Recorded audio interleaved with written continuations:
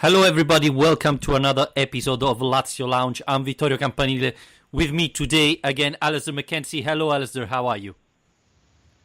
Hello, yes, very good indeed. Just got back kind of in time for the podcast from the stadium. Are you and getting really used enjoyed to, myself. Are you getting used to Roma's traffic and bus problems? Yeah, well, I'm starting to give up on it and just decide to walk everywhere, which will mean I'll have legs the size of tree trunks pretty quickly. But yeah, it's not the most reliable. No, I remember that. So that was one of, not the only problem, unfortunately, but one of the problems of Rome living there. But we're not talking about the city. We're talking about the first team of the city, SS Lazio 1900, who is back again, another victory, this time against Genoa. And this is a big surprise because normally when Genoa comes to play at the Olimpico, the result is never very positive for Lazio. But this time a lot of things changes, and it's a very, very important victory for Lazio. And I think, Alistair, the performance of the team finally was encouraging. Yep. It was by far and away the best performance of the season from Lazio. First half and second half. I was a bit concerned, and I won't have been the only one, when Genoa got one back immediately after half-time, because literally the only thing I'd said at half-time was that Lazio need to make sure they keep their concentration up and don't let them back into the game. And then that happened, within 2 minutes of the restart. But actually, Lazio's reaction to that goal was pretty good as well, and they restored a 2-goal advantage very quickly, and obviously got a fourth at the end. And to be honest, it was very comfortable. We've been waiting to have a comfortable day for the last 3 games, and haven't managed. So yeah, like you say, for it to come against Genoa is a surprise. But honestly, I'm still absolutely buzzing from that today. It was brilliant. It was by far the best performance of the season. Alistair, they're a manager who tried to look so smart. They tried different tactics. They outplay players. They put them in different position. There are other that has that starting 11 that are decided by the transfer market. This player cost me so much, so he has to be the starter. And then there are manager who doesn't look who you are or how much you cost. But if you play well, you deserve a spot in the team. And I think you have to give a lot of credit to Simone Inzaghi today, because Caicedo played well Thursday. We said it. The problem is he didn't score.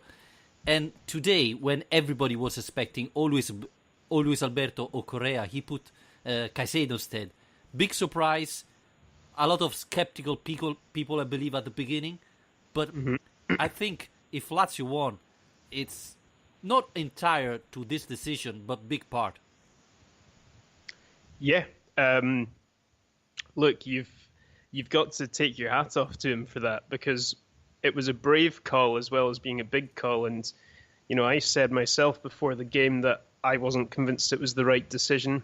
I won't have been the only one, but for me, there were a number of reasons why. And one of them being, as well as anything else, the fact that he'd played 90 minutes in that game and then had gone straight into the team again. So he's not going to be as fresh as Correa or Alberto, let alone as talented.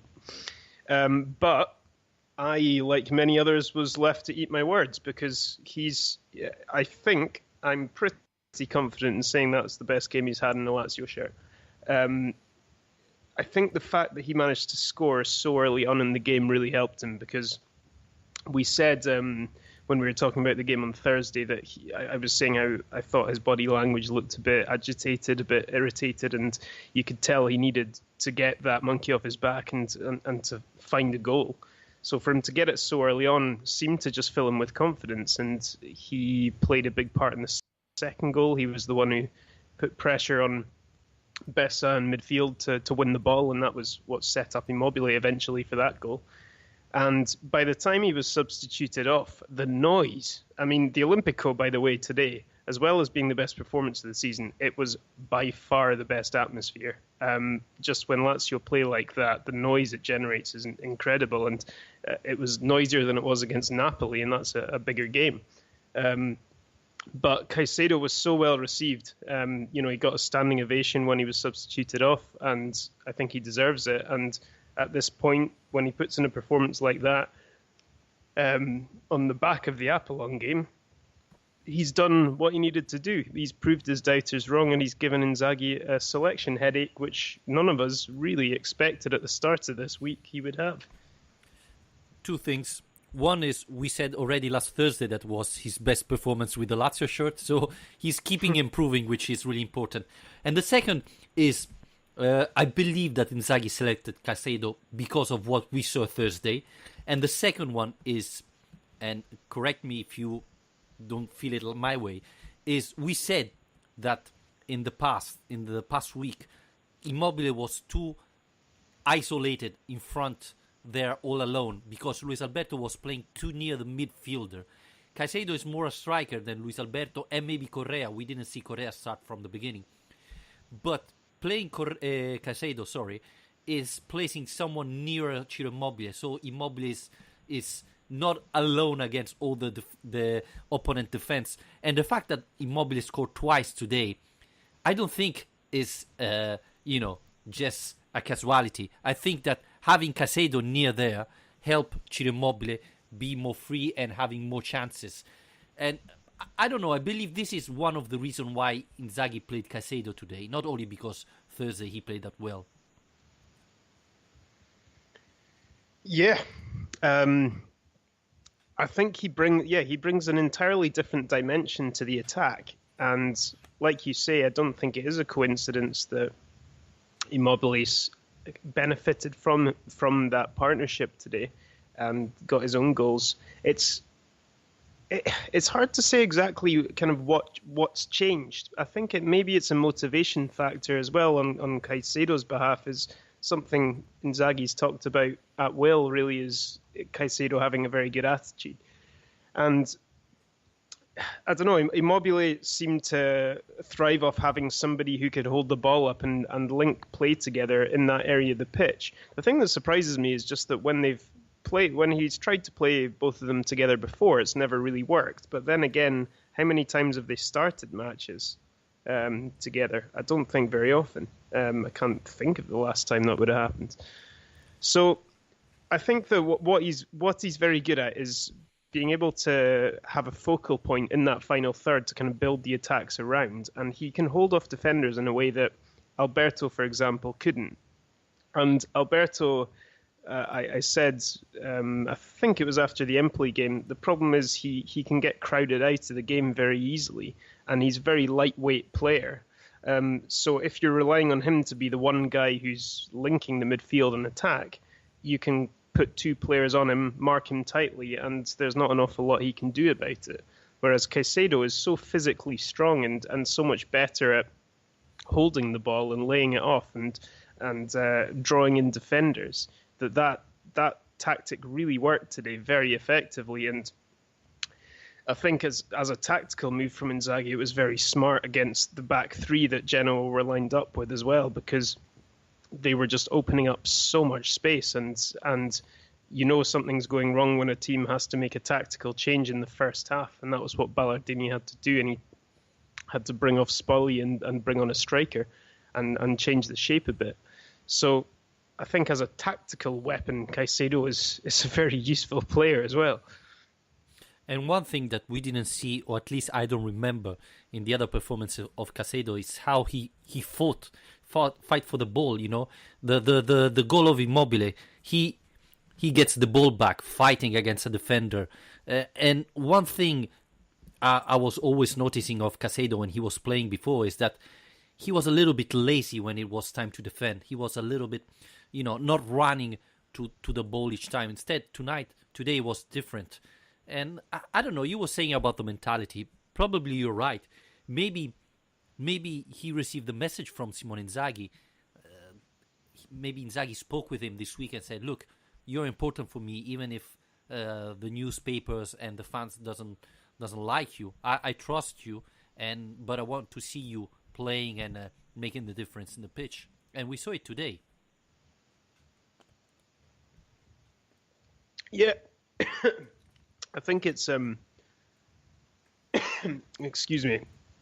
I think it's so important for players to really to know where they stand with their coaches, and I think that's something that Inzaghi's good at. He seems to manage kind of players' morale very well, and I think he was right. I mean, his explanation after the game today was that, look, I had to keep Caicedo in the team at all costs because I know what kind of a player he can be. And after putting in the kind of shift he did against Apollon, he had to be in the team. And I suppose when you put it that way, it sounds obvious. But, I mean, nobody expected it still just because of the other options he's got. But I suppose if you're willing to pick on form and if you're willing to understand the frame of mind players are in, then they should reward you. And Inzaghi's been very good at that the whole way through, I think. And it's not a coincidence that since he came into the club, the number of dressing room fallouts and, off-field trouble, which is something that's plagued Lazio quite a lot in the Lotito era, hasn't really happened so much anymore. I don't think that's a coincidence. No, and probably it's not a coincidence that the only two players that had some type of problem with Inzaghi are now away from Lazio. One was Keita and the other one Felipe Anderson last year when he wasn't picked and didn't train one day. So I believe that Inzaghi has still that player mentality, let's call it like this. He still think as a player a little bit, so understand what they are thinking, what they want to hear from the manager, and he's very good in that. And as well, I think he's grown as a tactician. He has improved, and the fact that the Caicedo position today, I think it's just an example of how he improved on that side. So a lot of positive things. The only negative thing I see from today is I was expecting to see Correa playing today against Genoa to start, and obviously Caicedo played in his place. Inzaghi said often that Correa is a key player of this team. He wanted him badly to come to Lazio, etc., etc. But he still didn't start a match this season. No, yeah, and I suppose that was before the game. As I mentioned before, I'd said that I thought it was about the wrong call from Inzaghi to go with Caicedo, and the reason was that Correa, it seemed like the obvious time to bring him in because Caicedo had played 90 minutes on Thursday. Alberto's been his form's been a bit hit and miss, and he's had a lot of minutes in his legs anyway. And right in the middle of this pretty non-stop run of fixtures that we're going through at the moment, I thought it was a great time to give a chance to this guy who's desperate for an opportunity and who's, I would say, been at the club long enough and had enough kind of. So I think Inzaghi would have been aware of that, and the fact that he was willing to ignore that expectation and the consequences that, the consequences of a bad game for Caicedo would have been pretty dire for Inzaghi as well as for Caicedo. And it's a gamble. It was a gamble because he would have been pretty open for criticism, and it's paid off. But still, I think Correa does deserve a chance. And look, we've got another game, but everyone's already thinking about the derby. I think everyone's particularly thinking about the derby after Roma's exploits today up in Bologna.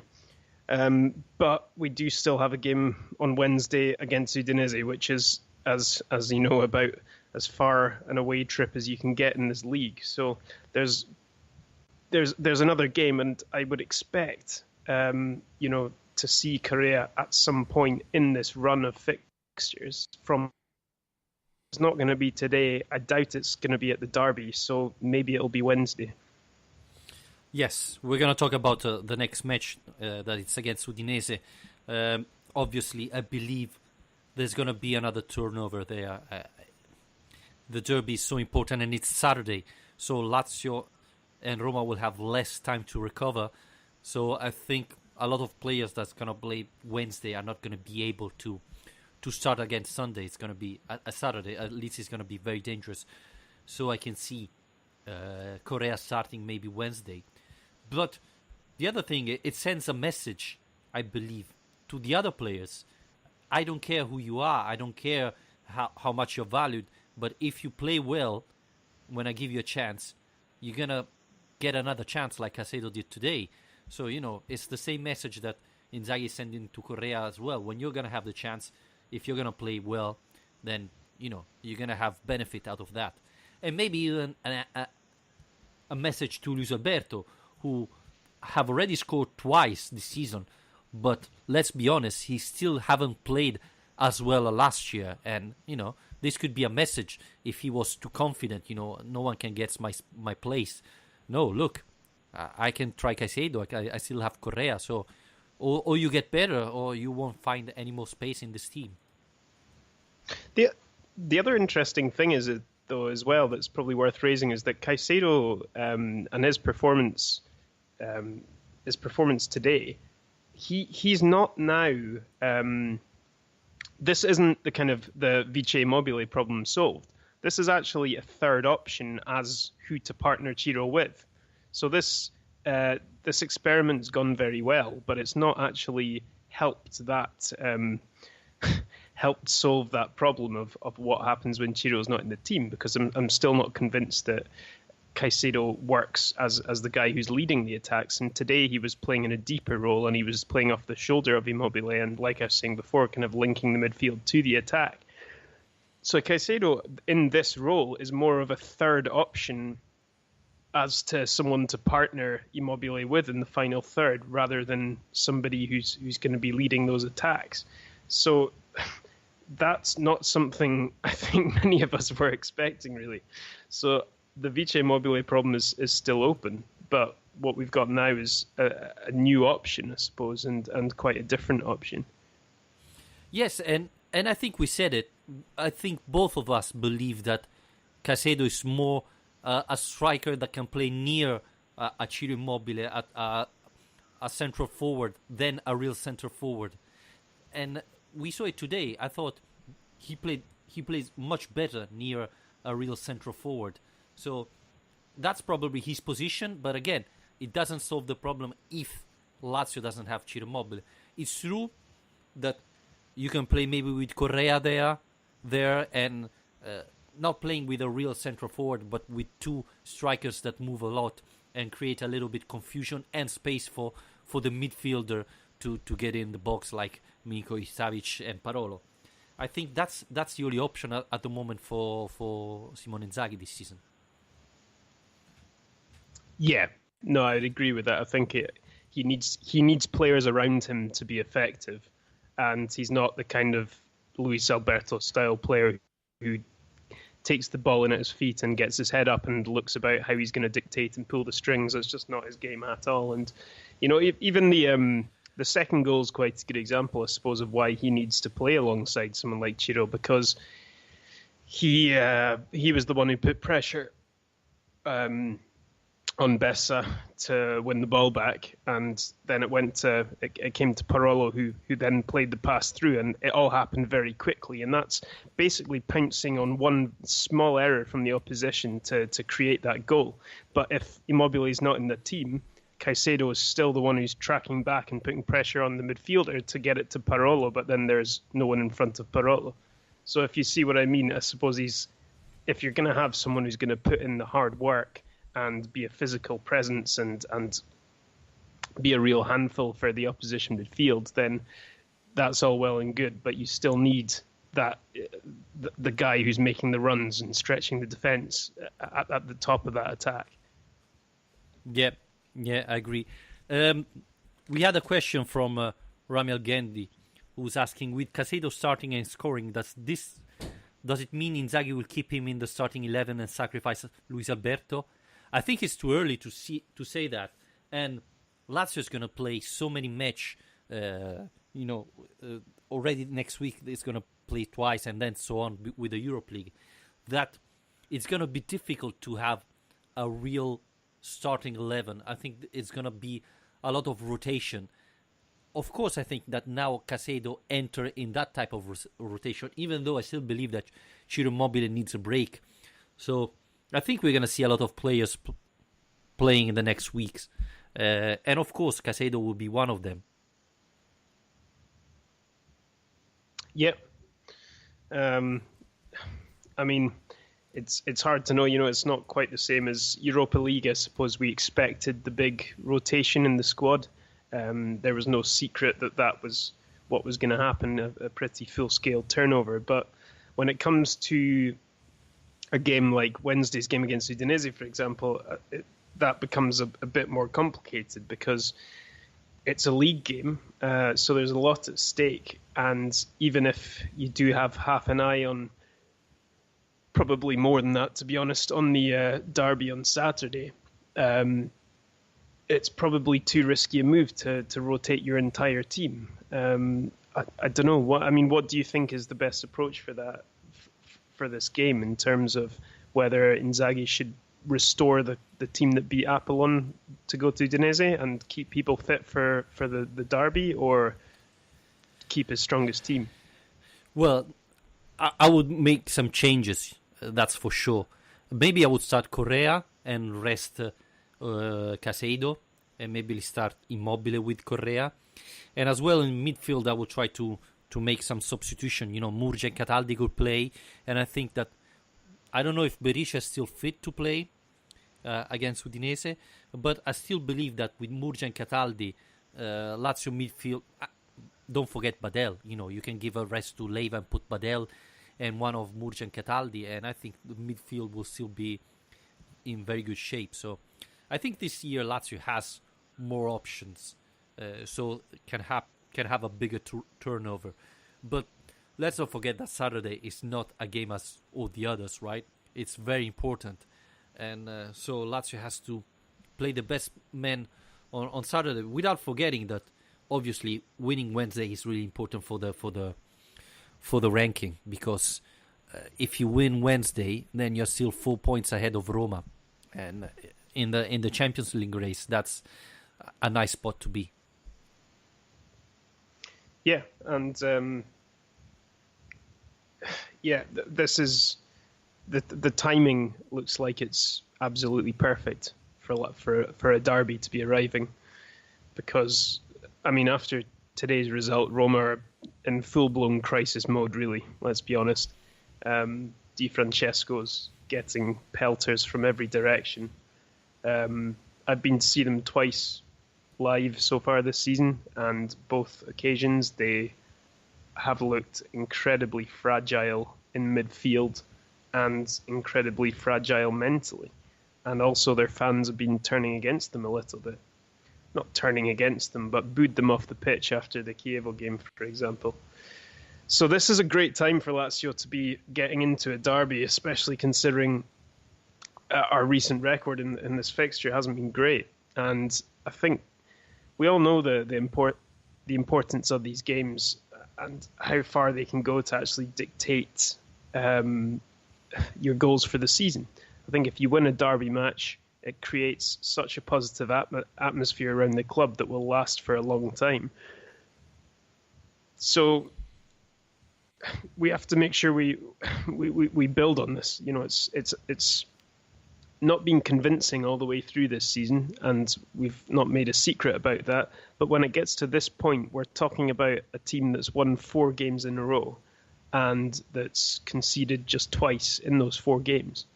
And that's not bad at all, even if the performances haven't been as everyone hoped. This is a good run of form we're now on. It's official. So we just have to get on board. Yep. Bologna, before playing against Roma, didn't score a single goal this season. And today they scored twice. This a little bit to make you understand what happened, because Bologna didn't win a single match. And never scored, and scored twice against Roma. This tells you the issue of this Roma defense. So this is really important point. And the other thing, Alistair, after the 2 defeat against Juventus and Napoli, would you expect that after 3 matches Lazio would have been 4 points ahead of Roma, 2 points ahead of Inter, and 2 points ahead of Milan, even if Milan has to match to play still. I mean, this is incredible, unbelievable, honestly. I couldn't believe it. No, back up to fifth place. I mean, it's starting to get to the point of the season as well where the table starts to make a little bit more sense. In the early weeks, it's always a bit chaotic. But yeah, we're definitely we've made things look a lot healthier. It just makes you wonder, I suppose, how things could have been if we'd managed to hold on to something against Napoli. But you can't just keep looking back at that, I suppose. It's I think it's been a really good reaction. The team reacted in the best way they could, and to get 2 1-0 wins, we weren't delighted about every aspect of those games. But let's be honest, to react to 2 defeats with 4 wins is as good as you could ever hope for. And even if they've all been games that we've been the favourites to win, it's not easy to go and do it every week or every 3 days. And particularly today, Genoa as a team, I mean, I was looking at the Opta stats pack ahead of this game today, and it almost made me want to cry. I mean, it was horrible, some of the statistics about this fixture. I mean, I think it was 9 of the last 14 games have ended up with Genoa wins. It's a pretty incredible record if you consider the fact that Lazio have been the stronger of the 2 sides for quite a long time now. But there you go. It's ended the way it has and been very comfortable in the end.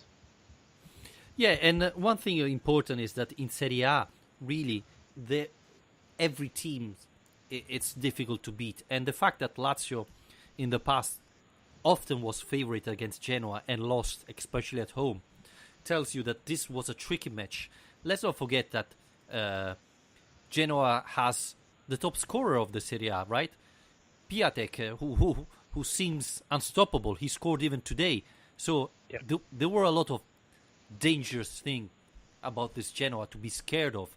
But yes, it's true that at the beginning of the second half, that goal, I think every Lazio fan thought, okay, here it comes again. Genoa is going to draw at least. But Lazio was able to win a match who, again, it's really difficult in Serie A, and we saw it, We saw Inter yesterday struggling against Sampdoria, winning only at the last minute. We saw Napoli losing, etc. It's really, really difficult. And the other thing is, seeing Juventus and Napoli first and second already, and they are the 2 teams that beat Lazio, tells you that probably Lazio already have played against the biggest team in this season. And from now till January, all the other teams are, I believe, at the same level, if not worse than Lazio. So Lazio can win really every single match. Obviously, is this possible? Yes. It's going to be happening. Well, it's going to be really difficult. But it's not impossible. So, Lazio has had a really positive run. We already have four wins, adding the Europa League 3, if you consider rolling the Serie A. I think this is really, really positive. Obviously, the derby is coming Saturday, which is really important. But I think that Wednesday match is really important too, because if you win even against Udinese, then the confidence builds and you arrive to the derby in very good situation. And even if you lose the derby, you still have points ahead of the others. So, and you're still in a very good position. Yeah, and don't forget as well that after the derby, the next Serie A game is actually Fiorentina, who have looked really, really good so far this season. So that's going to be a pretty tough game as well. So I think all of that considered makes this Udinese match so important. And to be honest, I've still not seen a full Udinese game this season, but from what I've watched of them and the results they've been getting, they just seem quite unpredictable. They've been doing fine. I mean, in the summer they hired this pretty young Spanish coach, and a lot of people seem to be thinking in the pre-season predictions and so on, especially in the papers out here, that they might be going down this season. And and they've not really shown any signs of that kind of drop off in form. They've only lost one game against Fiorentina, beat Chievo today, and yeah, it's not going to be easy. And like I said before, it's a long way to go for a trip as well. So we'll see how we do, but yeah, I think momentum is everything really, and you need to really look at mini runs and runs of fixtures, and at the moment that's the run that kind of takes us up to the next international break in October. So the focus, I suppose, is on this game, the derby, Frankfurt, Fiorentina, and then we're done. So there's 4 games now until this team gets a bit of a break. I think we've got much better strength and depth than we did before, and we've got the ability to get results in all these games, really. Patrick Bowman asking, Wallace was to the left and Cáceres to the right. Any thoughts about that? And did you see any benefit with it? Yeah, it surprised me. I mean, that was one of the first things I commented on when the match started. Everyone, pretty much, that I'd seen had drawn their lineups with Wallace on the right and Cáceres on the left. The only thing I can think, I suppose, is that in the last couple of games, and we talked about this already, Cáceres didn't really convince on the left-hand side. For whatever reason, I mean, it's a bit confusing why he would be better on the right than the left, given that he's such a versatile player, and there's not too much difference really from a centre back perspective. You would have thought, but I thought it worked well today. I thought they both looked good. I didn't think that either of them had a bad game. Wallace looked comfortable, had a couple of nice moments, and actually the only defensive concern today, unfortunately, was Acerbi making the mistake for the Piatek goal, which was a great shame because it's very uncharacteristic of what we've seen from him so far to make an error like that. But these things happen. I think we can move on. So it's small subtle changes like that. It's hard to say exactly what the difference would have been if it was swapped around, but again, it's worked out, and it's another thing from today that we should credit Inzaghi for, I think. Yes. We always said that pretty much Cáceres and Radu were the only option on the left side. Inzaghi proved us wrong. He tried Wallace. Now nobody asked the question to Inzaghi if this was due to the Genoa tactics, or he wanted to try something different to help Cáceres maybe get less distracted. I don't know. But yeah, it worked out. About Acerbi, I thought he was really unlucky because he didn't hit the ball very well, and the ball went straight in front of the body of Genoa's player. So yeah, not very lucky. But it's positive to see Lazio defense improving. And honestly, after you tweeted before the match that this could be the 3rd match in a row that Lazio wouldn't concede a goal, I said, okay, today Genoa is scoring for sure. So, do you know? I've got another good stat. Well, while we're mentioning Piatek, you might have already heard this though. He's scored 5 goals in 4 games now. Do you know who the last player was who scored 5 goals in their first 4 Serie A games? Immobile? Andrei Shevchenko. Ah, wow. 1999. Yeah.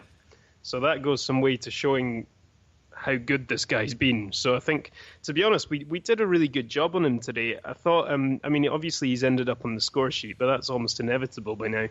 But other than that, that seemed to be the only way he was going to score today, was that kind of chance being gifted to him, because I felt the defence did a very good job of keeping him quiet. He only really got one other chance I can remember where we were restricting Genoa to shots from outside the box anyway, so it was pretty comfortable for Strakosha and weren't really tested too much. So I think the defence does deserve credit for keeping him quiet during the game, considering that kind of form.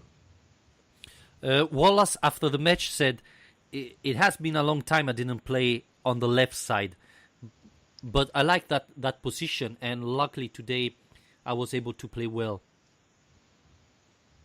So I don't know if it's a mistake of the translation saying that he likes to play there or he doesn't like, but he said he played in that position on the left in the past, so it wasn't the first time.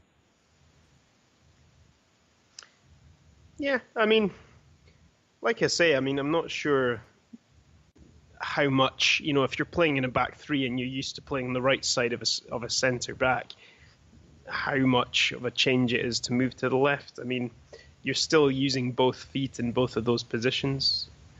I think you're pretty limited as a defender if you can only have one side. But I mean, it's it's like if you're two centre backs in a back four. A lot of the time, you won't have a right-footed one and a left-footed one. You'll have people who are playing on either side. But yeah, I think he did fine, and it's good to have him going out there and playing well in that role because Radu's been so important there, and we've been a bit lucky with him injury-wise, considering the injury problems he's had in the past. That he's not really. This is the first problem he's had for a while, so it's good to have options. Yeah, absolutely. And the first goal starts from him, right? He make Yeah, the assist to Milinkovic Savic header. Let's put it like that. yeah, exactly, and that's that shouldn't be underestimated. That was a really, really good pass. And he essentially created the goal with that pass. He won't get the assist for it, but he did get it. Yeah, yeah. And again, another good performance from him. So obviously, it's encouraging for him and for the team. You build confidence out of that. So it's good to see all this positive news coming along. Still, the season has just started, so it's early to say that Wallace will have a great season this year, but it's encouraging. Ramil Gandhi is asking, do you think Ciro Immobile would be the highest top scorer in history for Lazio? In history? Yep. Probably not. He's got a long way to go. Although, to be honest, he's doing a great job. He is climbing the rankings at the moment. I mean, it was today he's overtaken Miroslav Klose in the top scorer. What would you call it? The top scorer rankings, I suppose. So, I mean, considering the amount of time he's been at the club, it's pretty incredible, to be honest. So, yeah, I mean, if he was to stay at Lazio for another, 5-6 years and continue at this pace for that time, then possibly, but I don't really see that happening. Well, today after the match, he announced he's signing the new contract and he was happy. So I think that's really positive because you see that he's happy to play at Rome with Lazio. Yeah, I mean, I don't think it would make much sense for him to be looking anywhere else at this point because it's been such a good match. The club and him have been perfect for each other at exactly the right time. He came to Lazio at a time that we were desperate for a goal scorer and a kind of bandiera up front, and Lazio came to him at a point that his reputation had gone down into the gutter, basically, after failing to do a job at Dortmund and Sevilla. So it's all worked out so well. The relationship's great. It would be strange to try and destroy that at any point. And the fans absolutely love the guy as well. I mean, it's noticeable, before the game when they read out the team sheet and the announcer lets the fans sing the name of the surname of each player, and every time it gets to Immobile, it's just a whole new level of decibels, So he's a hero for the fans. Yeah, absolutely. And one of the reasons is seeing how he performed in the field, how much he gives everything on the pitch is something that fans love seeing players do. So I think that's one of the things why players love him. I was just reading now. It's funny that Gazzetta now is complaining about the VAR because of the mistakes against Inter. I'm sorry to take this route, but last year with all the mistakes against Lazio, Gazzetta didn't write a thing, and now suddenly the VAR is under discussion because made a couple of mistakes against Inter. This is just from people living outside Italy to make you understand what's the situation. But going back to the match of today, it was good to see Milinkovic-Savic scoring and finally playing nearly to his level. I don't think he's still there, but finally a good performance from Milinkovic-Savic.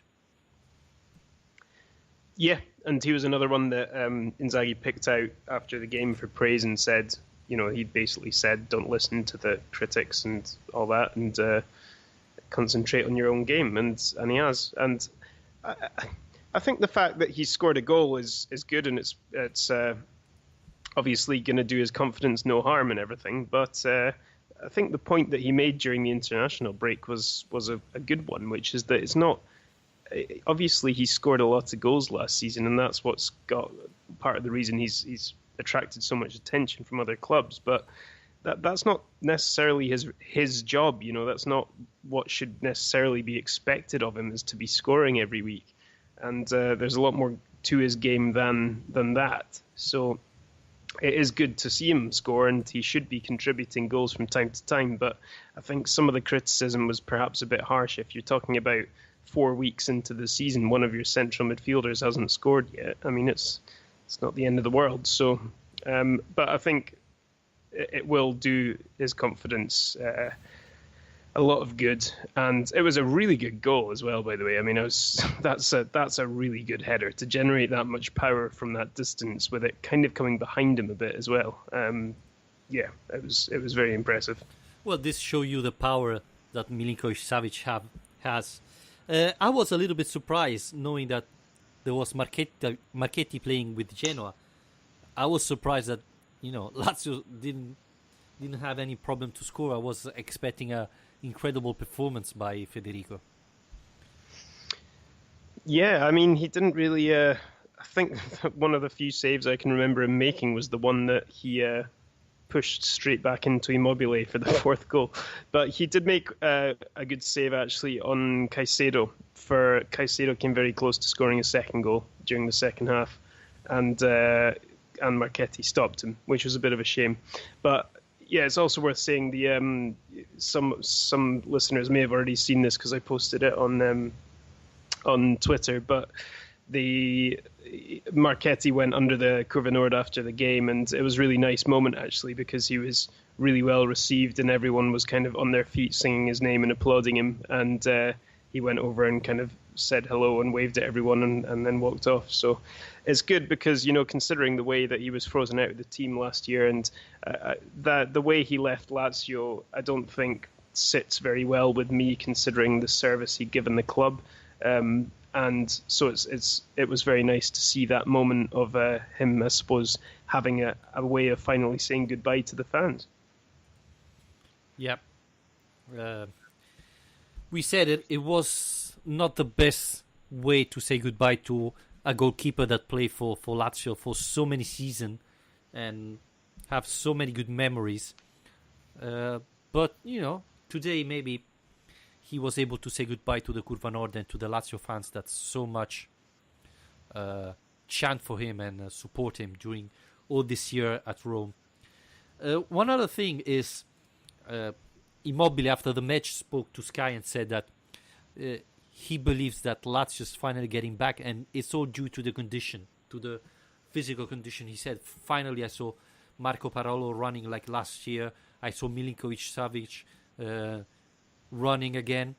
He called it Sergio. That's a little bit funny because, he's Milinkovic-Savic, but for everybody Sergio in the team it looks like. Running again. And I think Lazio is getting back to the shape we saw last year.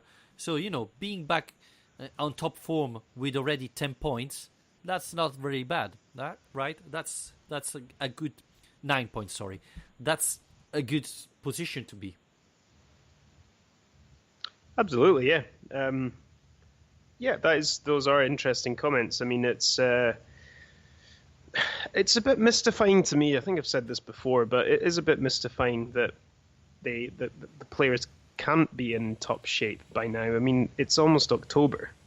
Like, why are players not in good shape? And this is a squad with a fair few. I mean, the majority of which weren't at the World Cup, so you could maybe have an excuse for the likes of Milan Badel or Cáceres, but come on, I mean, the rest of them has just been a normal summer. I don't understand why your condition wouldn't be at the top by now. And Serie A starting a little bit earlier than usual isn't an excuse either, because so many other leagues around the world are starting at the same time and aren't having the same problems. So, yeah, it's good to hear somebody say that everybody is back at full fitness, but it does just surprise me a bit to hear that they wouldn't have been in the first place. Well, I think part of this reason could be that last year Lazio was knackered, destroyed at the end of the season, where the points were more important. I believe that Inzaghi and his staff changed a little bit the summer preparation to arrive maybe later in good condition, but to finish strong. What that didn't happen last year.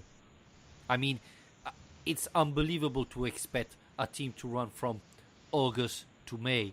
So there's gonna be period where they're not gonna be able to run as well as in the top moment. And if it's from August to September, I think it's fine. The important thing is to be in the good condition at the end of the season, where the points are more important.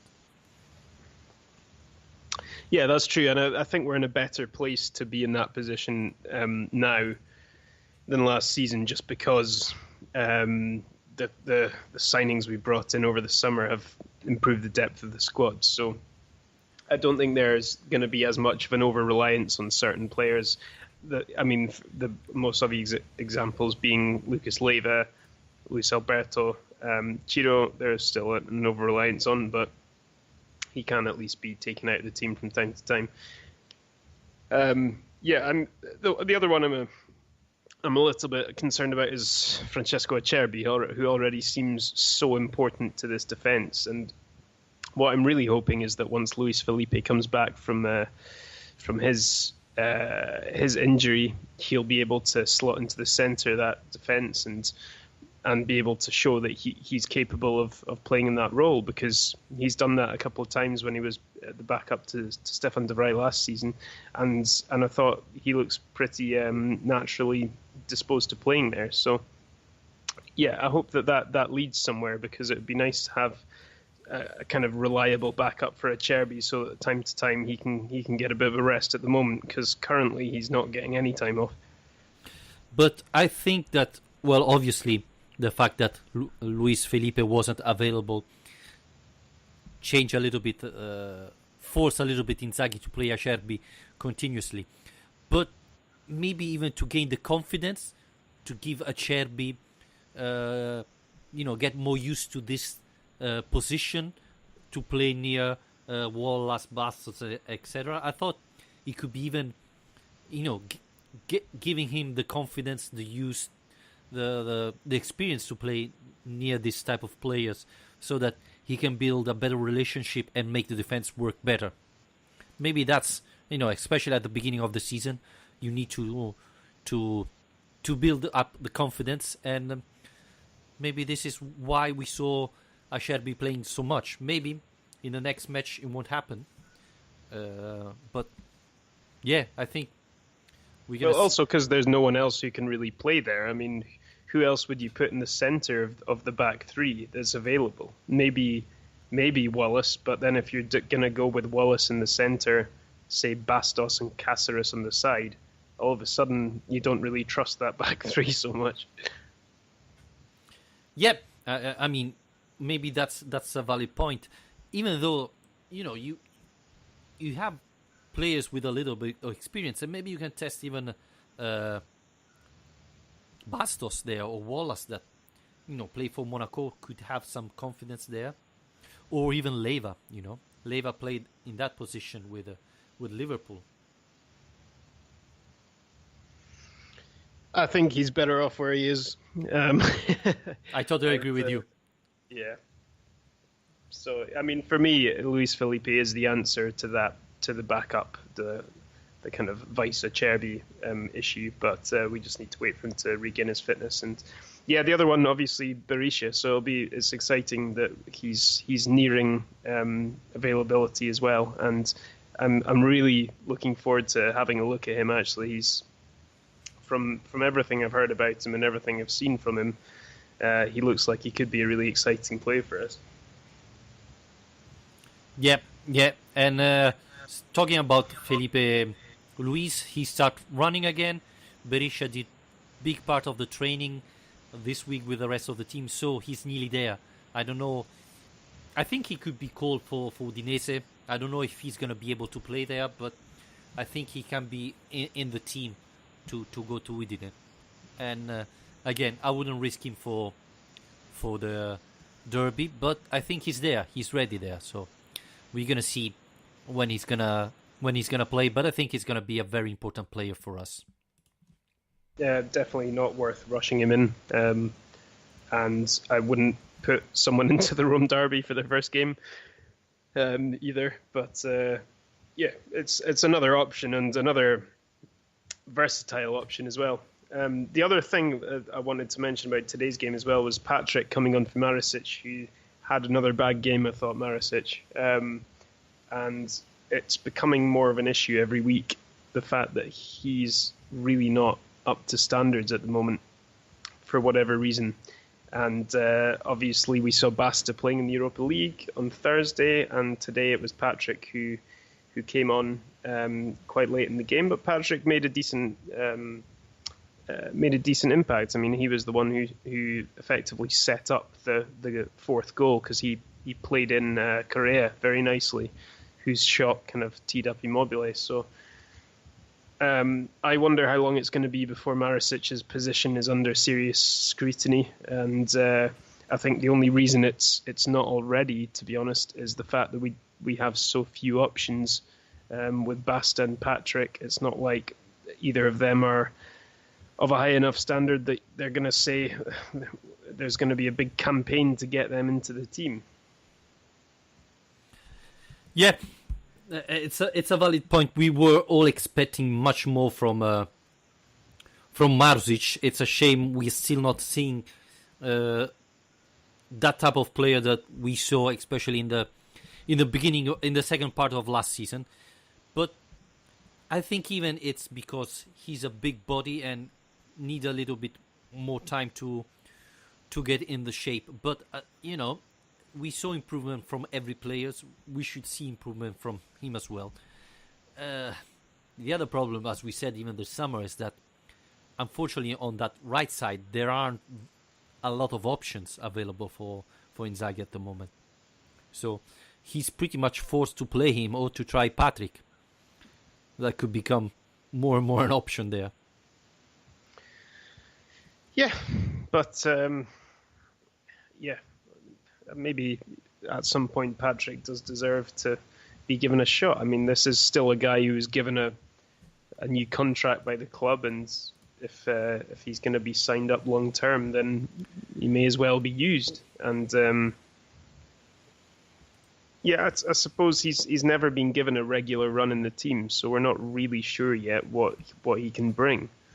The one thing I would say is that I've seen a fair bit of Spal so far this season. Obviously, they've started pretty well, and every time I watch them, I think Lazzari would have been brilliant for this Lazio team, which is such a shame because we were linked with him quite late on in the transfer market, and it never really came to anything. But he does look like exactly the kind of player that we could do with. Very good going forwards. His delivery's excellent. He's got a good work rate. And he's now an Italy international, so he's not exactly a secret anymore. So I think we might have missed a trick there in the Mercato. Yeah. Again, I'm not sure how much Lazio was really close to him. No. But, it would have been a great signing, to be honest with you.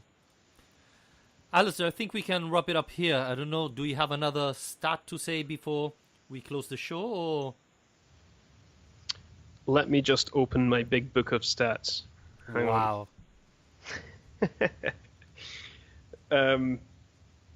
Yes, well, like I said before, there were quite a few around this game just because it was Lazio have such a bad record in it. But anyway, I'll try and avoid those so much. There was the Piaczek one I already used annoying.